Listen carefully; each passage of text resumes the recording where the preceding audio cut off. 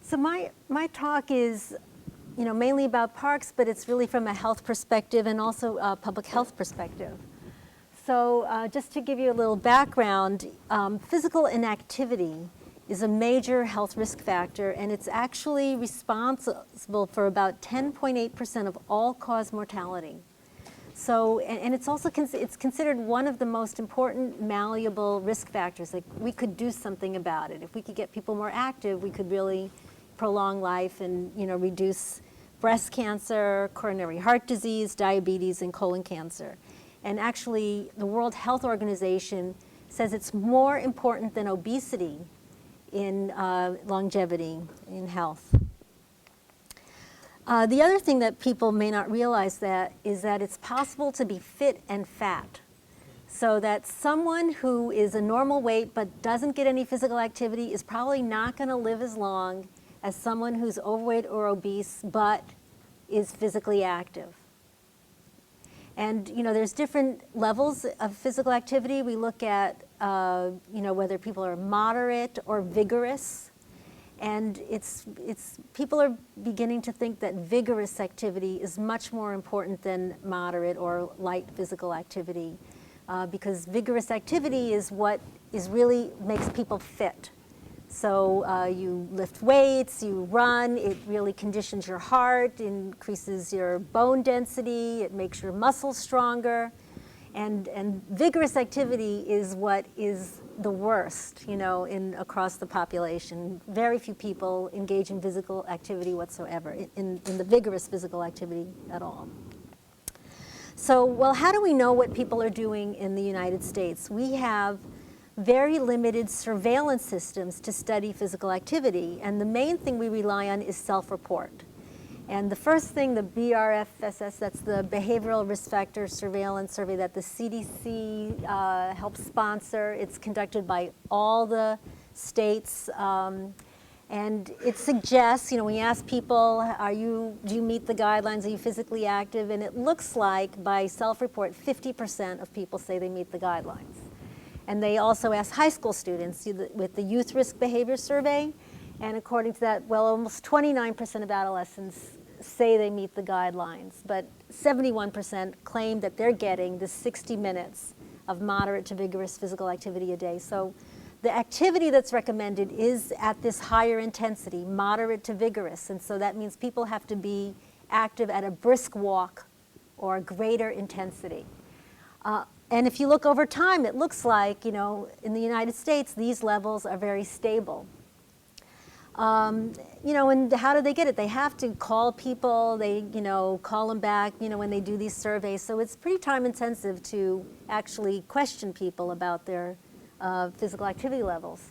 Now, in 2008, there's another national survey called NHANES, and they added an accelerometer component to their survey. They do, medical exam. It's a fully complete survey with a representative sample of Americans, over 6,000. So it's, compared to BRIFIS, it's small, but it's very intensive.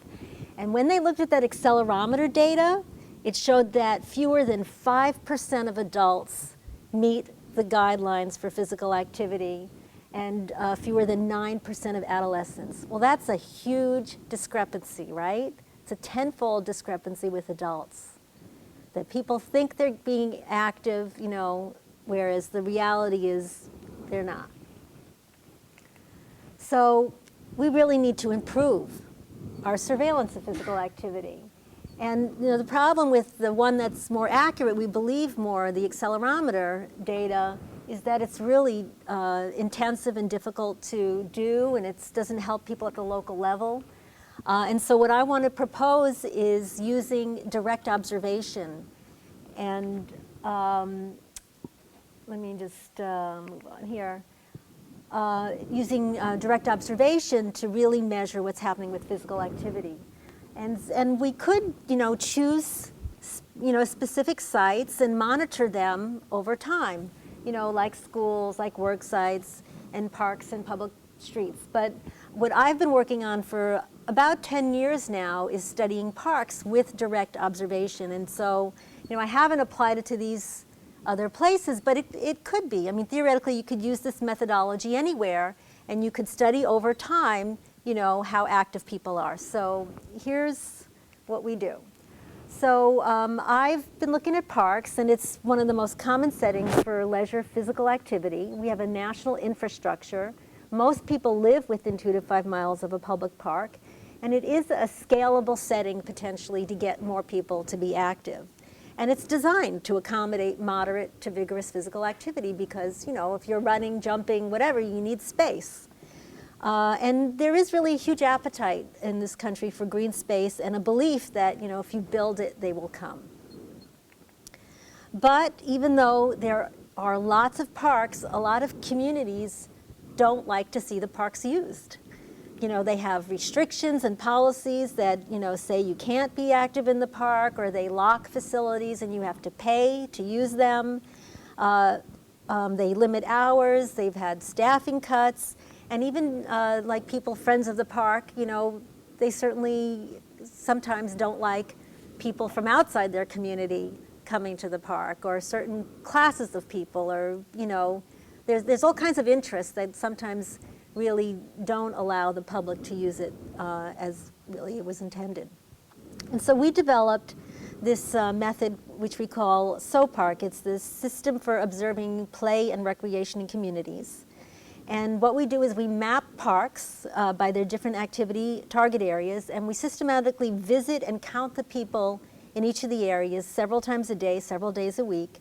And we even did a very intensive validation study where we went to the parks and we counted people every hour for 14 hours. And we did it for 10 parks in different parts of the country for 2 weeks. So we have a lot of data on how parks are used. And when we count people, we count them by gender. Are they male or female? By age group? Are they seniors, adults, teens, or children? By their race, ethnicity, and their activity level. Are they sedentary, walking, or moderate, or in vigorous activity? And the data collection is really not rocket science. It's very straightforward. We can train all kinds of people to count, as long as they can count, right, and observe. They count people, and they can use clickers, to count people quickly when there's a lot of people in the area. So here's an example of a map. This is sort of a map of Bellevue Park, and we number the areas, and they'll rotate. Like we start number 1, the gym. If there's a gym, we'll start there, and then we just rotate all around. So we get every single area, and we count everybody in those areas at the moment that we're looking. So it's a momentary snapshot of what's happening in the park. And after we did that really intensive thing, we looked to see, well, how often do we really need to count? It doesn't make sense that we have to be there 14 hours a day, every day of the week. But we found that if you're just there 12 to 16 times, that's just as good as 98 times. So you can be there 3 days a week, 4 days a week, and maybe it doesn't even have to be a week. It can be over several months, but you really don't need that many observations to have a good picture of what's happening in the park. We know that it's important to include a weekend because the weekends are much busier than the weekdays. So the other thing we found is that the neighborhood parks are very well suited to moderate and vigorous activity, especially vigorous activity. In fact, when we looked at the amount of vigorous activity people engaged in that was listed on the NHANES data, and we observed, how much people are in vigorous activity in the parks, we found that parks probably account for at least 50% of all vigorous activity that people engage in. 50%, that's pretty big, but it's still pretty small because most people get less than a couple of minutes a day. So, really, the parks are generally serving, in this 1 week period, about 5% of the population, and, a fraction of them are engaged in vigorous activity. But the parks are very variable. Some parks have a lot of activity going on, some parks have none. And so overall, they're contributing a smaller proportion of moderate activity, maybe 12%, but when you're combining moderate and vigorous, they're probably accounting for 41% of all this sort of healthy physical activity. So this is just a little graph to show you, like these are This is one park, I think it's Queen Anne Park in Los Angeles, and in a weekday we looked at males, like how much moderate activity. You can see there's a little spike in the morning, and on a weekday, you know, it's more in the evening, but on the weekend it's more in the morning, you know, and it's less as the day goes on. So, but we don't really have much data about parks. We don't have any nationally representative data, we don't have historical trends, and we don't really have science that sort of says, well, if you do this in a park, you can expect this to happen. There's no science the way that, you know, there is like for policing or education systems, because we have never really invested in trying to see, you know, how can we use parks to improve population health. But you know, I think, you know, our research is suggesting that this is really a good way to go, and that we could use this to improve health. So we do have data. We've done these observations of parks in 5 cities across the country, or actually more, but I'm going to just talk about one study where we looked at 5 of them. And we also, in addition to counting people in the parks, we surveyed people in the parks systematically, and we also went to households, a random sample of households within a half a mile of the park, and we asked questions about people's park use. And we found that we asked people, well, how often do you go to the park?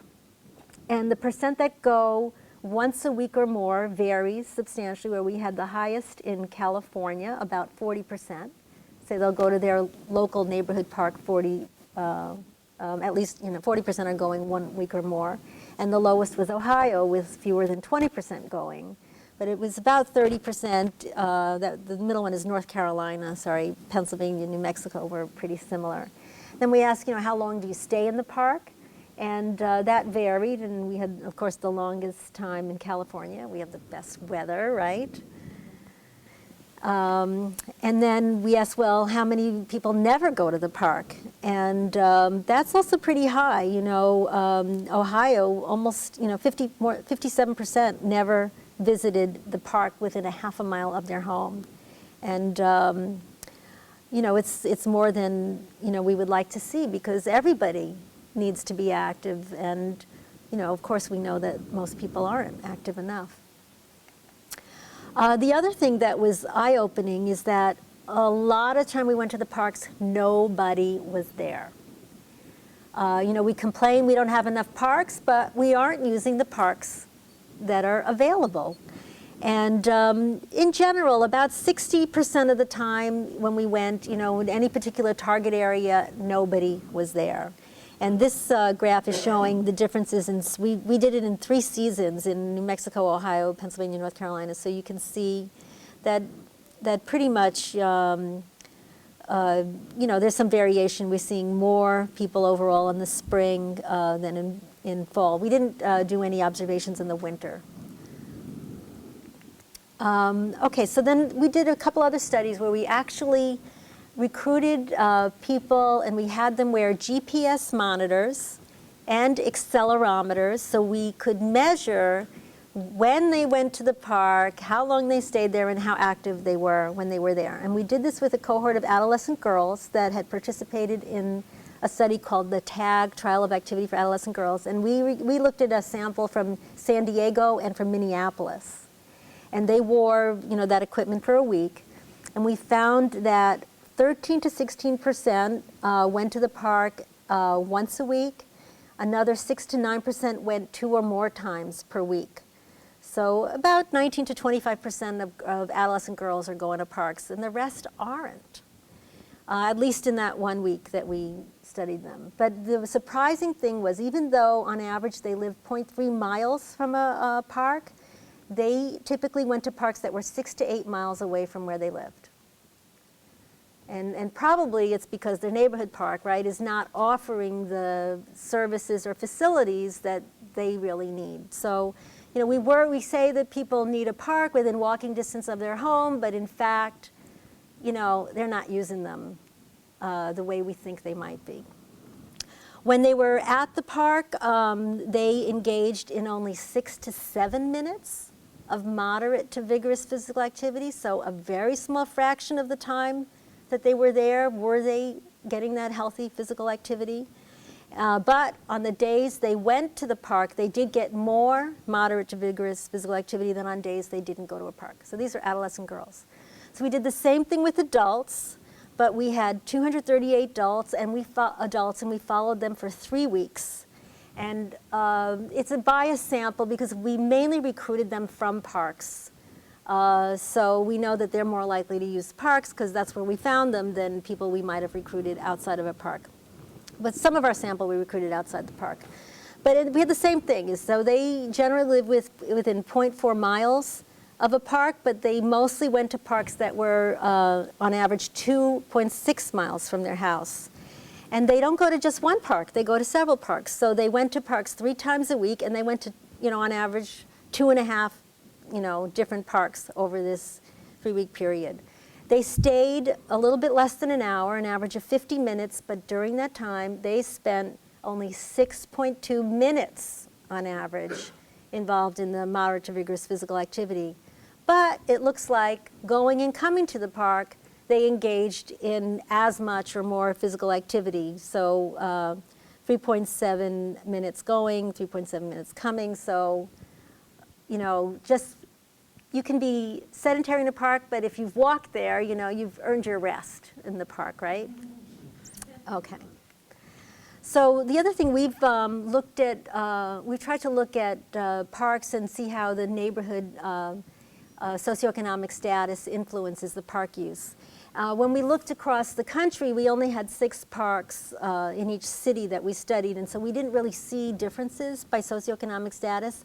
But we've looked at 50 parks here in the city of Los Angeles, and we did see really important differences by neighborhood poverty level. So we found that the lower income areas, those parks are used less well, even though they serve more people.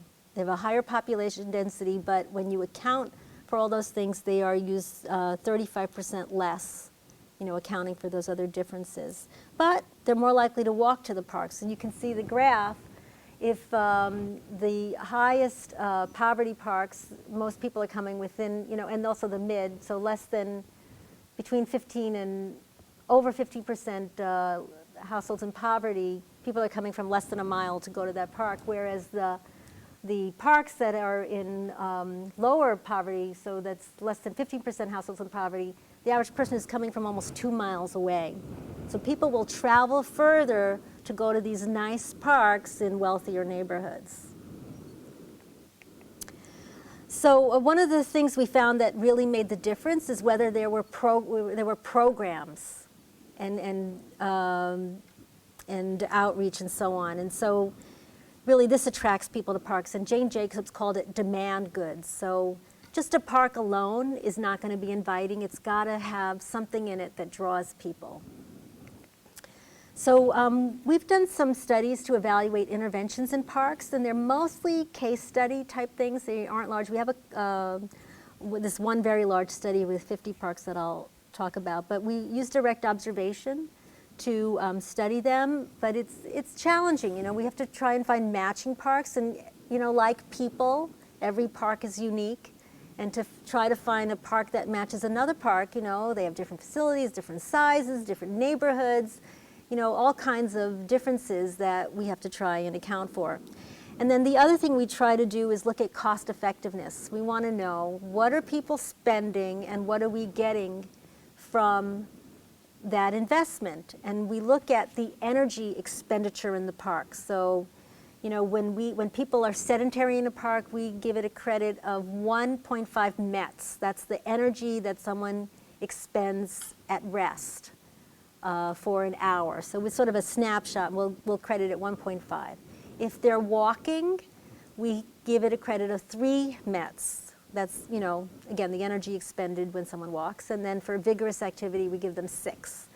So that's just sort of a convention we've used, but energy expenditure, of course, it's a spectrum. It's not just a cut and dried number. It's all the way, from 0, not really 0, you'd be dead if it's 0 METs, but 1 MET if you're in a coma, and 9 METs maybe if you're a Laker, playing basketball.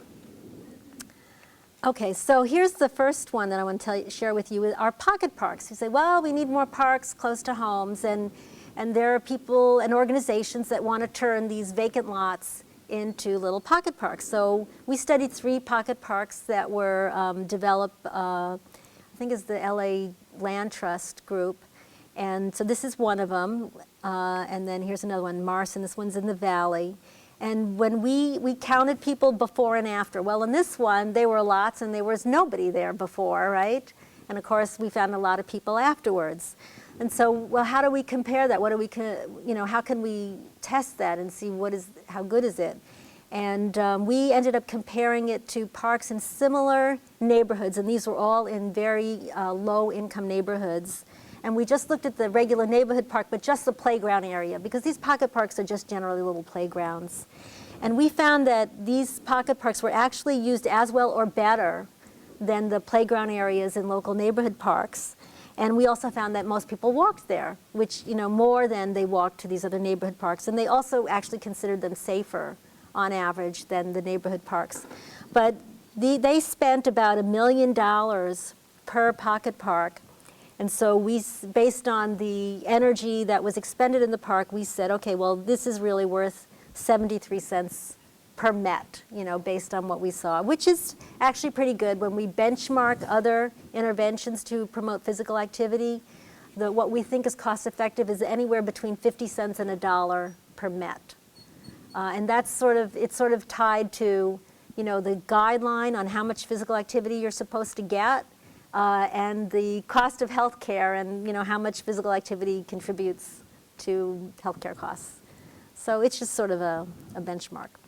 So we also looked at fitness zones. Have you seen this fitness equipment people have been putting in parks? And the Trust for Public Land has now put in over 30 of these zones, and we studied 12 of them going in.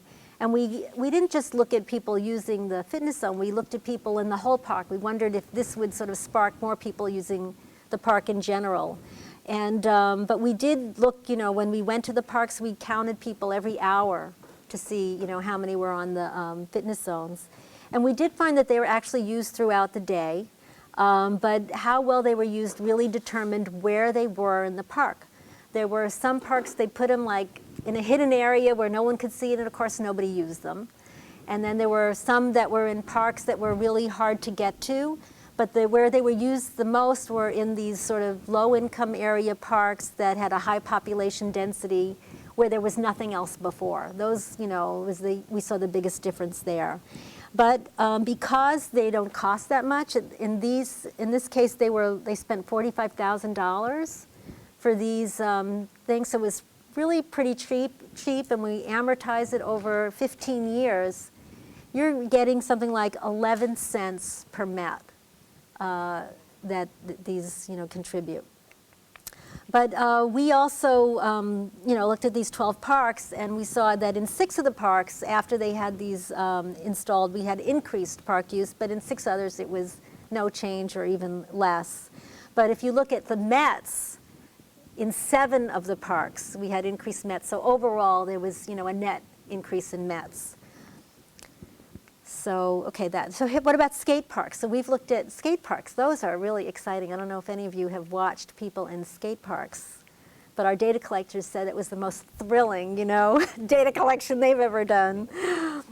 So what's the impact on park use? And we've looked at 7 parks in Los Angeles, and in 5 of them, we had increases in park use. In 2, we actually had decreases. But the 2 where we didn't see increases, one of them, that the skate park is positioned in the park. You have to go deep inside the park, and it's in a corner, and it doesn't have any street views at all. And that park had a little bit more vandalism, compared to the other ones. And then Hollenbeck also, that park is sort of right in the middle of the park, a little like up and not in view of the street. So I think probably the position might have had something to do with, whether they get more people to use it or not. I think a lot of people skate to be seen, and, if they're not going to be seen, like, why go there?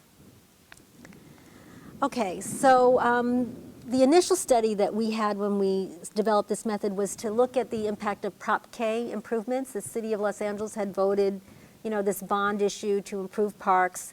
And we came at a time, it was like, they already had done like a lot of big things, but we found 5 parks that they were going to change, and we got 5 comparison parks with no changes. And again, these were mainly in low-income neighborhoods. And they did different things. Some of them added new gyms.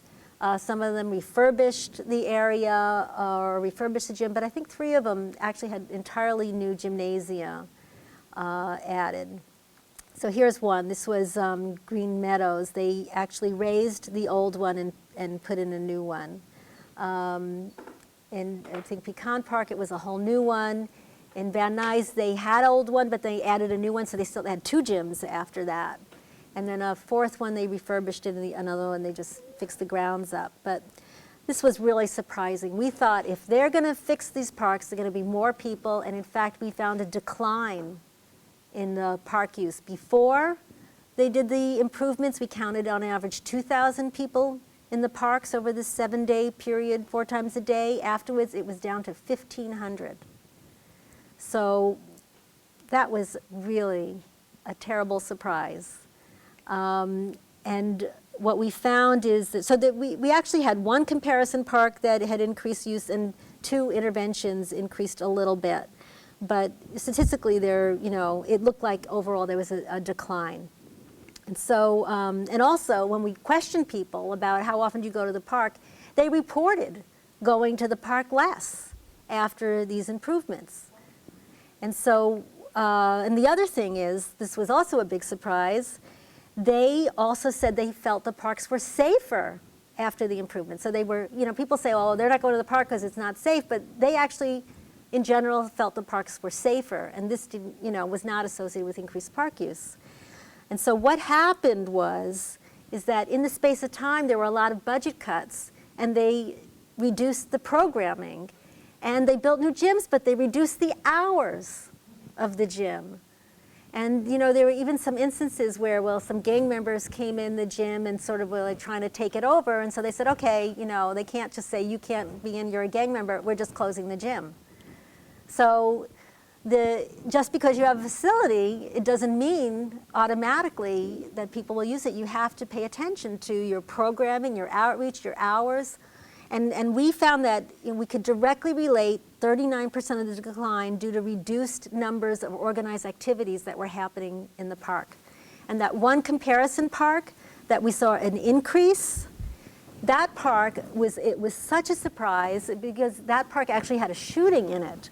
And we thought, oh, people won't go to that park afterwards. But in fact, it increased. And why? Because they scheduled extra baseball games. And the increase was attributable to like 1,000 more people coming to watch baseball. And whereas in the other parks, they shortened baseball season, and so there were fewer people coming. So we were really, this was really eye-opening. Before this, I had really believed, like build it, they will come, but it's not the whole story. So, the lesson is improving the physical structures alone is not going to change things, and we need really social programming that's going to attract people. So as a result, we did another study where that's what we addressed. We included 50 parks in Los Angeles, and we randomized them to 3 different conditions. And it was the idea of looking at CBPR, it's community-based participatory research. And so we offered park directors training on outreach and $4,000. That was our sort of top-down approach. And then we said, okay, we're going to include the park advisory boards and have them, give them $4,000 and have them decide on how they're going to spend it to increase park use and physical activity. And then we had a third control group that didn't get anything. And we did these assessments, before. We gave them the money and asked them to spend it on whatever they thought would bring people to the park, and then we evaluated afterwards. And then we also surveyed the park users and residents. And this was sort of the design where we, selected the parks. And the idea was to select parks that were very broadly representative. So we actually took like the 10 parks with the highest residents that were Latino, the 10 parks with the highest African American population, the 10 parks with the highest Asian, the 10 parks with the highest whites, and 10 parks that were mixed, where no one racial ethnic group was a majority. And so we randomized them to these different conditions. And you can see they were pretty similar on households in poverty, and overall, you know, we divided them into these different groups. So they were basically comparable. And then we offered these training sessions that they invited to come, and we told them about important customer service and outreach and staff visibility, and you know, using events to, you know, promote activities and programs. You know, basically the park directors don't have any clue on how to do marketing or outreach. And, you know, they're basically sort of like guardians of the facilities, and they're not really trained to, you know, get people to use the park. So anyway, we offered that. And it came down to you know, when you categorize what they decided to do, we had a lot of people spending money on signage, because a lot of times you don't even know there's a park there. There's no sign that's visible. You don't know where the entrance is. So a lot of them invested in signage. Some invested in incentives, like you come to the park and we'll give you, like, you know, a keychain or a ball or water or something. And then there was another group that just did more activities and classes. They bought equipment and you know, had more events. And so so half of the money actually went to signage, and almost all the parks that were involved did something in signage. And about 18 of the 33 parks did incentives, and 20 did these group activities. So you can see where the money went. And here's an example. They put up a sign. You know, otherwise people don't know what's necessarily happening in the park, or where the front door is, or even that this building was a community center. People started doing this constant contact, where they, you know, emailed people about activities. And some people did walking paths, you know, where they made a little route. And anyway, they spent a total of $132,000. And we actually, you know, were trying to see whether this park advisory board, you know, sort of community involvement would matter. But in fact, the two groups, the PAB group and the director group, they did back the same exact things. So we actually didn't see any differences between those two groups.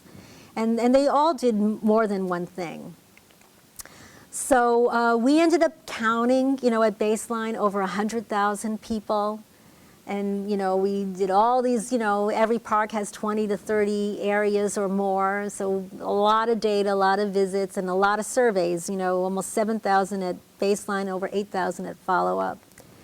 And what we found is that compared to the control, like the control parks, we found that over time they had fewer users, and there was lower physical activity, and they lost 146 users per week. And there were 325 fewer METs expended. That's like a reduction of 6 to 10% use of the park. But that doing something increased park use. So relatively speaking, there were 174 more users per week, 571 more METs expended. And that's, you know, equivalent to getting an extra more than 400 people walking briskly for 20 minutes. And so that the use of the intervention parks increased about 7 to 12%. And so we figured, okay, if that effect only lasted 20 weeks, then the cost effectiveness is about 14 cents a Met. So it's not that expensive necessarily to get more people to use the park. And so you can see the differences. And we actually found that half of the effect was, we could say, was because of the signage, because we saw a dose-response relationship that was significant, but we didn't see a significant change with the other types of things. But actually the effect was in males. You know, we just saw more males being more active compared to the other groups. So, you know, there's a lot more work we can do to learn more and to reach more different groups. What's happening here? Okay. All right. So I just told you that. And so there weren't any difference between the two groups. Okay. So the other things that we found that were related was, you know, the size of the park. When there was a larger park, there were more METs expended. The population density, more people using the park. The same thing with facilities and amenities and accessibility, that was also correlated with more use. Season, we had more people in the summer. And the strongest thing that comes across in whatever study we do is that the number of supervised and organized activities is correlated with the number of people and the energy expended in the parks. Now, we did not see any impact of poverty on the impact of this intervention. You know, independently, poverty was associated, but when you talk, it didn't mediate or moderate the intervention. And also, concerns about safety was not statistically related to the impact of this intervention. So what about the survey data? We asked people, you know, how frequently did you go to the park? And we only saw an increase in park users, you know, in our intervention groups and not in the residents. We saw no change in safety perceptions. And we did see the park users, both park users and residents for the intervention parks reported exercising more frequently after at follow-up. We did not see a difference in people knowing the park staff. So that was sort of, you know, disappointing because we said, oh, we want you to be visible. Sometimes we paid for them to wear special shirts that identified the park staff and so on, but that didn't change at all, even, you know, residents or park users. And we analyzed those two separately, those groups. But overall, when we ask people, what do you think about the park staff, they give them high marks, you know, over 95%, even at baseline, we're rating the park staff as an A or a B, you know, when we asked about their performance, and it just improved. But of course, you know, when you're already at 95%, going to 97% is not that big a difference. So we found that the versatile parks attract more users. The organized activities are important, and, you know, as I said, the risk safety, that doesn't seem like that matters that much. So there's a lot of competition for people's time, and parks need to compete for that. And, you know, we have a lot of unused parks that have a great potential to increase physical activity. And I have a little more time, or how am I doing? No, just a couple more minutes. Yeah. So I just wanted to highlight a study that Bianca worked on. I don't know if you know Bianca, wave your hand. She helped us, she actually organized all the follow-up for this study. This was in San Francisco. The Trust for Public Land was renovating parks. And so just to want to show you, there were 2 parks that went extensive renovation, West Sunset and Hayes Valley. They got new play equipment, landscaping, and at Hayes Valley they put in a whole new rec center. And then we had some comparison parks. And you know, we had to finish the study before the parks were finished. So 2 were in the process of being renovated and 2 hadn't started yet. And you can just see the pictures of these parks. Anyway, they were all different. There were a couple of large parks, but 4 of them were very small. There's just some statistics about the parks. And we used the SOPark, and again, we, you know, did counting before and after. We did the baseline in 2009, and we just did the follow-up last May. And we interviewed, again, the same thing, park users and residents. And, you know, we did our basic analysis, and, you know, you can sort of see, this is the users of Hayes Valley and West Sunset, which is similar to what we see in most parks. There are always more males than females. And children and teens are disproportionately in the parks compared to what they are in the population, although, you know, it looks like there's more adults, but relative to, you know, there's only 25% of the population are children and teens, but here we see over 40% of the park users are children or teens. And we see very few seniors, so seniors are always underrepresented. And we see more people sitting, more sedentary, and less moderate and vigorous. So what we found is that the parks that had no renovations or changes, the use declined. And, you know, again, one of them cut their hours. And then we didn't see any change in parks that were undergoing construction, even though, like, parts of those, you know, parks were roped off and they couldn't be used. But there were huge, huge increases in the renovated parks. So you look at that, it's just huge. And in users and in the METs expended in the parks. And so the smallest park, Hayes Valley, increased 5-fold the number of users. But it was a small park, so they started out with 156. They went to over 1,000, and the second park, had 5,000, but it almost, doubled to over 9,000. But we actually saw a decline in the use by teens, and no change in seniors. And these parks were a little expensive. For West Sunset, where they had, a lot of people and they only did the outdoor landscaping, the cost effectiveness was about 27 cents a mat.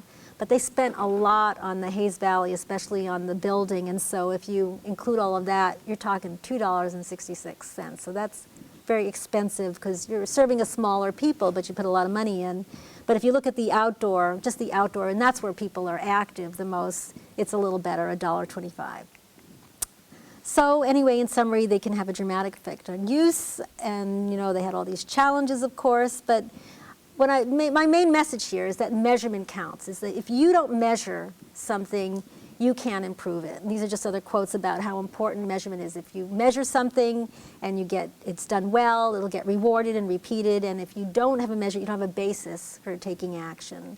And so, again, going back to this idea of surveillance, we really should think about doing more place-based surveillance, because when we ask, about physical activity, there's no context for it.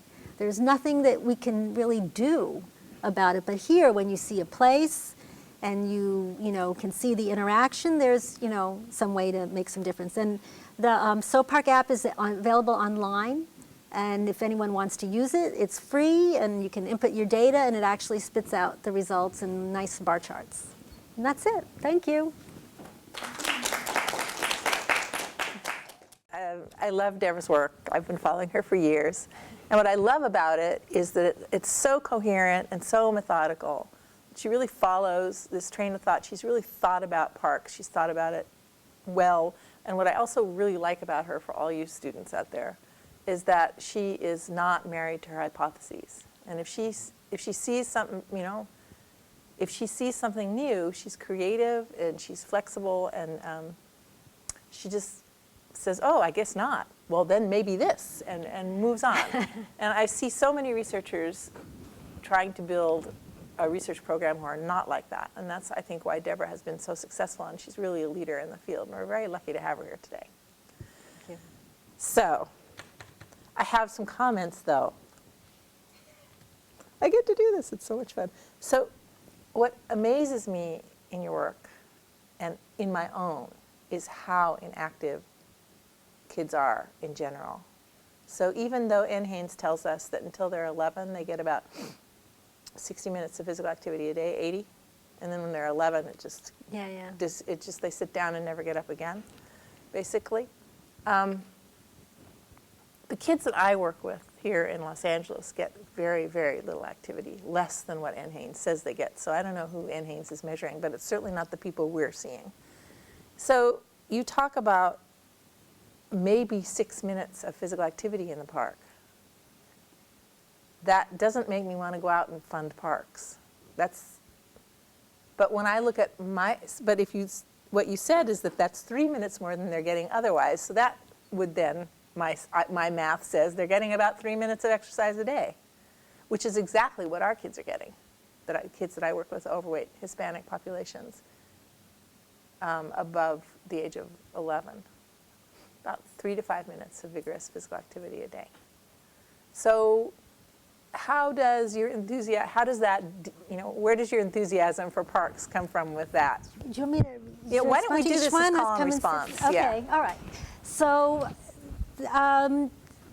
so first of all, if they're going to a park, it sounds like they're doubling their physical activity, right? Yeah. I think the model, I've read about Finland, and Finland is the only developed country where it appears that the citizens are increasing their physical activity. And they've doubled their physical activity over the past 2 or 3 decades. It's probably because of global warming. Well, it's really, it's really cold there. It's dark. It's dark. Whatever. Most of the day, they only get 6 hours of sunlight in the winter, and they, it's cold, and I don't know how they live there. But in any case, they're increasing their physical activity. And so why? when you ask people about their use of parks and recreational facilities, 90% of the citizens say they use them.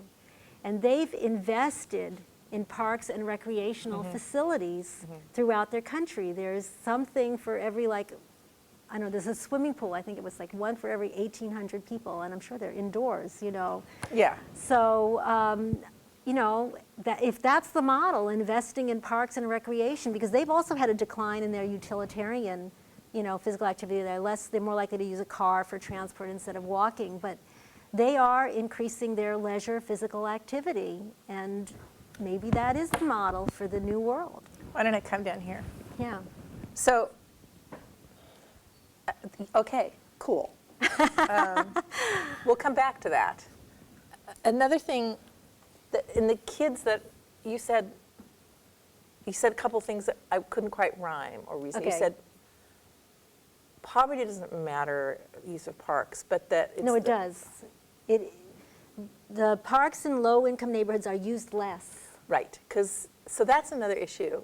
The kids that I work with, we did an intervention that was in real time using mobile technologies, and I'll talk about that in a minute. And one of the things that we did is a real intensive intake, because we didn't want to tell them to go do things that they maybe shouldn't do. And all of them said, oh, the park, that's where the drug deals go down, that's where. I mean, there's a pretty coherent argument for closing parks. So I was wondering, you know, given your data, would you advocate for fewer but better kept up parks? No, Should there be no parks in poor communities? No, I mean, I think when I showed you the pocket parks, that we had a positive response, Right. that people went to them, and actually 100% of the people in the pocket parks said they were safe or very safe. So, you know, and those parks, you know, are gated, and so they do close after a certain amount of time. But what we need are the parks to be used, because if there are more people in the parks, they're automatically safer. And I don't think that the parks are any less safe than the neighborhoods in which they are in. But if they are populated, they're going to be safer. Like, okay, why after a shooting did the use of the park increase? Well, because there was a baseball game with a ton of people. Well, I would posit there. that they got excuse me, this is politically so incorrect, but I don't have time for correct. They got the right people to come. So the populated parks that we see are full of gang members. This is not a population that you want in your park. Well, I think there's probably a smaller, like when you think of all the people who live in low-income neighborhoods, the gang members are probably a minority. You know, I mean, you're talking probably less than 1-2% of the population. But I think if you had the homunculus, you know the homunculus? You guys know what a homunculus is? It's a little human, right? It's a little human that has like big hands and big lips. It's sketch, you know, anyway. Let me start again. So, but they might be fewer people, but they have a stronger influence. So it's not, I don't think the influence per capita is the same. Okay, so one of the programs that the LA Police Department is doing with the parks are these Saturday summer night lights, where they actually open the parks on the weekends, and they create events and activities in the parks. And when they do that, those parks are filled with people, and probably a lot of them are gang members, but they are filled with people, and of course there are police around, and as far as I know, they have just been positive, that people are, you know, they put up little skate ramps, they have different activities, people are active, and what they have reported is that crime went down on those days. Okay, I got another one for you. Okay. So Walsh and Jarrett have shown, Yes. you know, that the importance of programming. Jennifer's work looking at the parks and the programs around Los Angeles and amenities and how important that is for park use. But they've also showed, especially Jarrett has showed, that kids being outside, especially in poor neighborhoods or especially in neighborhoods that are close to freeways and lots of traffic, Right. that they're at risk for asthma. And then there's Miles Coburn's work in sun exposure. So, What's the sun exposure work? that people, you know, that outside people are not practicing safe sun Oh, so I've had the opposite about sun exposure, is that people are not getting enough sun, and that's why we have a vitamin D, an epidemic of vitamin D deficiency. Yeah, no. And at least people of color are not as sensitive to sunlight. If you're worried about skin cancer, it's really not a problem for African Americans, as far as I know. No, but we have a big Hispanic population. And Hispanics also. It's a problem. So anyway, we could fight it, but I know so I feel like, especially the asthma problem is a question that, so as we're promoting parks, we need to promote clean parks, clean air. So the other problem is the indoor air pollution. And I don't know which is worse, the indoor air pollution from cockroaches and dander and dust mites and, whatever chemicals are breathing in the house versus the outdoor. It depends on the wind. Well, I think for asthma attacks, I think that it's it's our group here that Gauderman, I think, did some comparison work. And it's really outside. It's the outside. So outside is worse. Partly because they're running when they're outside. I see. That's what we want them to do, and that's right? what we want them to do, so it's a problem. Yeah. Yes. Yeah. Yeah. So, it could be that we just maybe we need big gymnasiums. So if the park is near the freeway, then we need bigger gymnasiums with the air filtered and them running, playing indoor basketball or indoor soccer. But I think you're right, those are challenges, but I don't know what the alternative is, because there's a lot of studies on physical activity at home, and kids are not active indoors, they're active outside. Well, yeah, the future of active gaming is yet to be really, now with the Kinect, they can't fool the Wii anymore. But, so we'll see where that goes. But, so yeah, I think I agree. It's super important to get people outside and to get and I also feel that if people were outside more, they would realize that they need to take care of the outside. Yes. So they might be better stewards of our environment if they were more involved with it. Last one. Yes. You talk about, and this is a double one, so you talk a lot about parks being valued in METs. Yeah, the activity. Yeah, but you started your talk about the dangers of sedentary behavior. And there's a lot of interesting work showing that just taking breaks, so sedentary breaks in sedentary time, is very important for health.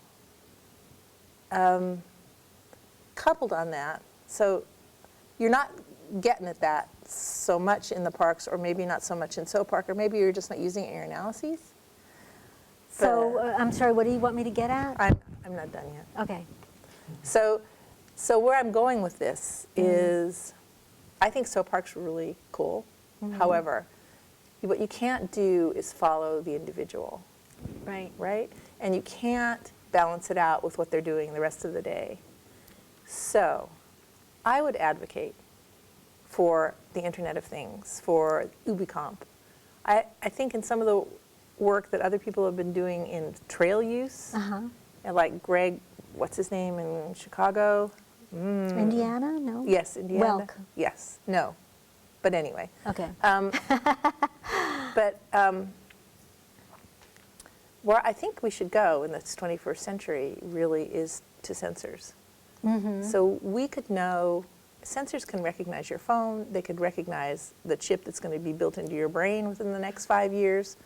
And we could then follow people through the parks, we could follow individuals, we could know who's in the park, when they're in the park, and how that relates to the rest of their day. Could also know sedentary time. So the disadvantage of my world of sensors is that you can't use, the community people don't get to go out and count anymore. Because, that big data, that's big data that you generate. And privacy is an issue. I think privacy is an issue for us old white folks making rules about it.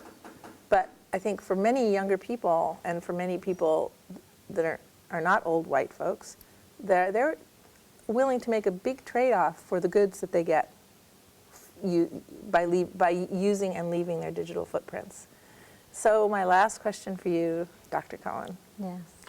is how do we integrate your very, 19th century but very cool approach, it's just go out and count, with what we can now do in the 21st century, I think I would love to see SoPark integrated into a sensorized, UbiComp approach to measuring physical activity. Yeah, I mean, it would be great if it could be automated, but right now the technology is not quite there yet to really I mean, you can put a sensor and measure people going by on a trail, but you can't, like in a park where there's not like one path and no exits and entrances, you can enter from anywhere, you're not going to be able to not recognize the age group, the race, ethnicity, and probably not even the activity levels. So it's, But, I mean, if we had technology. But you do, because if your phone knows who you are and has an accelerometer in it. So, okay, I mean, there's a lot of ifs. Yes, there are. If you can get a representative sample of the population and enough of them, because, we're not talking about, when you're doing an individual level assessment, it's not concentrated on as a place. So what I'm saying is by doing a place-based assessment, you can then figure out how to mitigate or, change conditions. But if you're doing individuals, it's so much harder to figure out what are those place-based factors. Right, but if you're doing individuals who are GPS coordinated. Right, but you would need a ton of people. Like I said, if right now the park is serving 5% of the population, just think of the numbers of people you need in your database to study the park factors. Right. And so right now it's just not technically feasible. So I think it's a great direction to think in the future, but if you want to really understand place-based factors, which in my view, it's these micro environments that influence behaviors, you have to be at the environment. Because it's really you heard of Roger Barker and his idea of place. So the idea is that people's behavior two people's behavior is more the same in one place than one person's behavior in two separate places.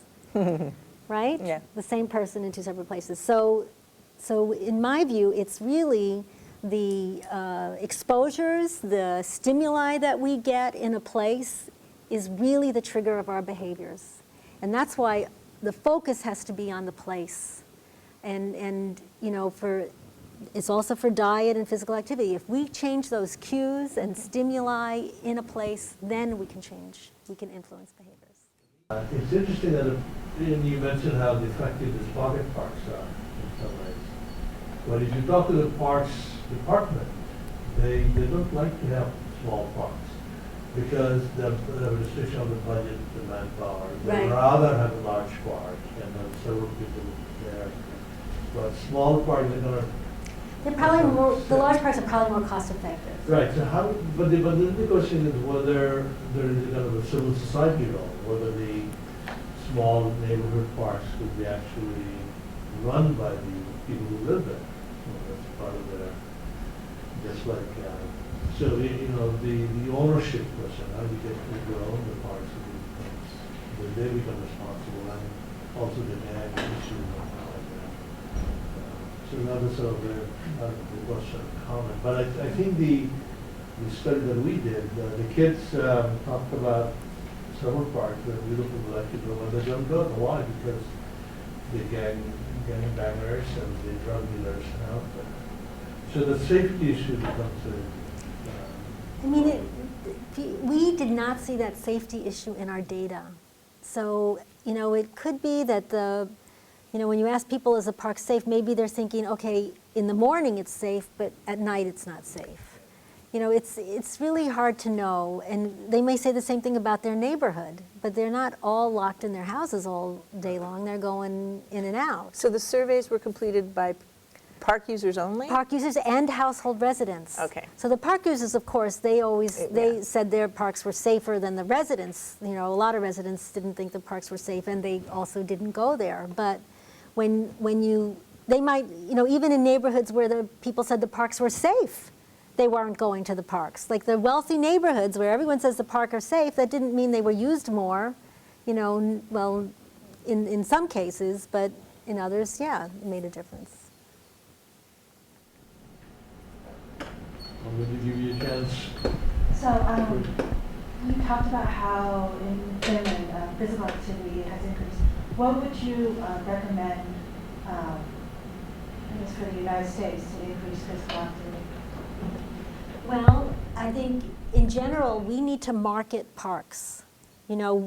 How much money does the entertainment industry spend on getting people to sit down and watch TV or go to the movies and sit down and sit down and sit down and sit down, How much are we spending to get people out to a park? Like less than a fraction of a percent.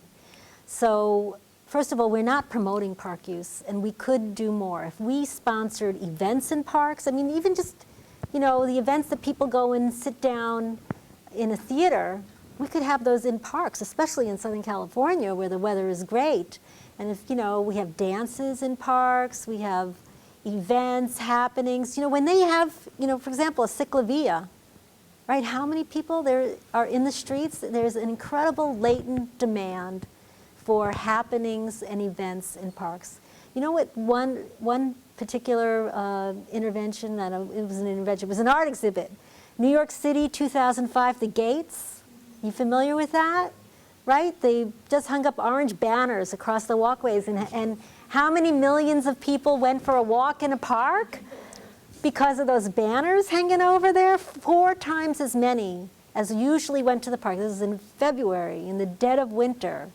All the hotels were booked. And if they have sensors there, each pose they're going to actually count that over you. I read the study where people were like stationed and they were counting people, No, he said if they had sensors. If they had sensors, oh. Yeah, but look, if you activate a park, people will come. It's not just the facility, it's the programming, it's the draw. We should be, putting our cultural events in parks instead of at shopping malls. Well, let me ask you a question that some of my colleagues would probably ask you. I'm sure I quite believe it. And that's this question, the parks have been considered kind of public policy, it's sort of policy. The public parks are considered sort of public good. But some of these liberal economists are saying that most of the stuff we have talked about is public goods because the market failure can be provided in the marketplace. So what you're saying, so one might, so why don't you privatize the public parks, to give them to the private companies and they run it. So when you think about a lot of people who go to all the health clubs, they pay membership fees. So what are all these health clubs, they have them kind of take over the parks and then they can run the service for those who would go instead of inside going to a sweaty, steamy room that they put them inside. But then they have a chance to sort of be on a, one of these machines, but they'll be all in the open air or something like that. Yeah. But they can also, but the fact their presence will also allow them other things to kind of happen. Yeah. Yeah, I think there's, when we have limited resources, there is a role for potentially public-private partnerships. And, maybe in exchange for allowing them to make a little profit here, then they have to offer services for free to the rest of the public. I think those are all potential things that could be done. Of course, ideally is if we felt like this was a societal responsibility, but if we don't have the bucks to do it, then maybe that's, an alternative. I think it's, to be looked at. What do you think? Yeah, well, when I was overseas, one of the things that is the most interesting thing to me was when you go to a park in the morning or you drive by a park in the morning, it's just full of seniors. And we don't really have many more. Seniors, China, Taiwan, and they're all in the park doing Tai Chi in the morning. In India, they're doing yoga in the morning. And it's like, old people, senior citizens don't really use They parks don't, so they don't much. go to parks here. And I wonder if that's has any of the factors to do with that. Or maybe it's just because culturally we don't like having senior citizens around. Visible. So, See, I think the parks are dominated by young men, and it's a little frightening, and, you know, there isn't really a safety issue for seniors. So I think part of it is design and programming. You know, if we said, okay, this is a real important priority, I bet we could change things. well, because a lot of times a family would become like in India, you would be comfortable sending your children someplace because you know that there are old people that are watching. Right. You know, and you trust that, oh, well, I don't have to go with my kid to the park because I know that, oh, you know, uncle so-and-so or grandpa so-and-so is going to be there anyway. Right. So there's, I mean, Stoner Park, I've been, you know, that's where we used to practice. And I've been to Hollenbeck Park, which is nice. You know, they always have the family picnics there on Sundays. Yeah. You know, there's soccer events and all this stuff going on. But it's still, it just doesn't feel like using a park is part of our culture. It's not. But the micro parks, the small parks, I've noticed are becoming more popular amongst, you know, stay-at-home moms, stay-at-home dads, young people raising their families. It's kind of a popularity thing to take them to micro parks with the cushy, you know, like kids nowadays they have the plastic floors so when they fall down, Oh, yeah. which The I think new flooring, yeah. kid needs to learn how to fall down, Mm-hmm. but it's interesting, isn't it, that the larger parks we don't want anymore, but the micro parks we're starting to use more because we feel not just safer. I mean, it is safety, but it's not safety from violence. It's like safety from exposure. You know, nobody wants to go to a park and sit alone in a park. Yeah. Like, oh, I'm this lonely person sitting in a park by myself.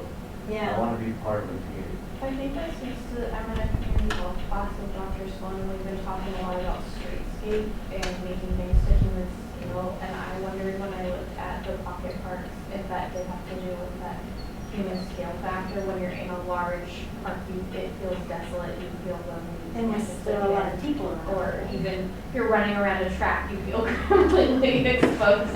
Everyone's watching you chug along. Like, you know, if you're in a more intimate area, also it tends to, because it is on a human scale, also foster that sense of community within experienced people.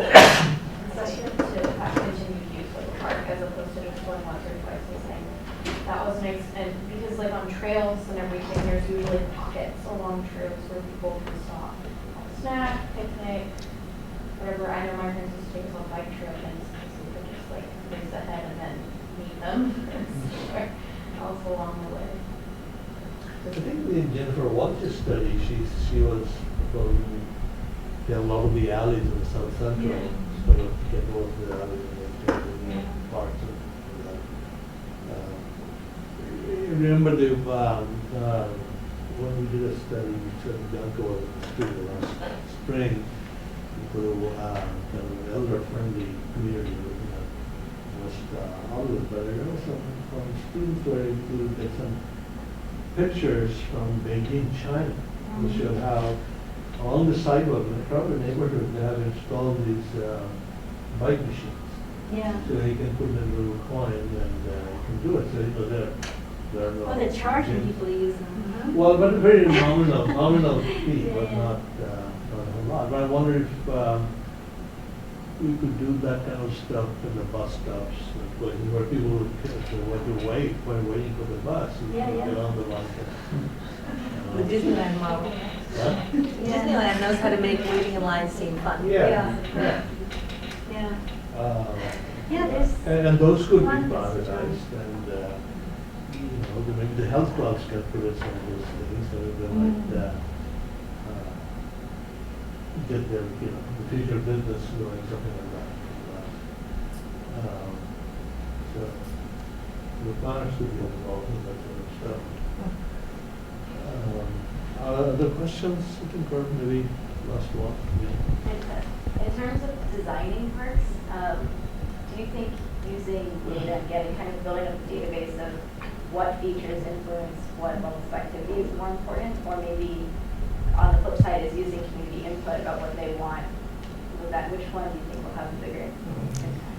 You know, there is so little out there. It's like anything, you know, is helpful to move it forward. But I tend to like to jump into things, so I just think, oh, let's just do interventions, and at the same time we're collecting data, and then we can actually see if it works. Because I don't really know. I mean, you know the story of the elephant, and everyone has a different view of it. I mean, that's what you get from the community, right? Everyone has their own little favorite thing they want to do, and you know, it's not like, you know, they're voting on it and 100% of the population is choosing, and you know, it's really hard to know. And even like if they've never done something before, even the average person won't even know what's potentially possible. So sometimes you need someone totally creative and try something new, and that might work. So I just like to experiment. Let's just do something, see what happens.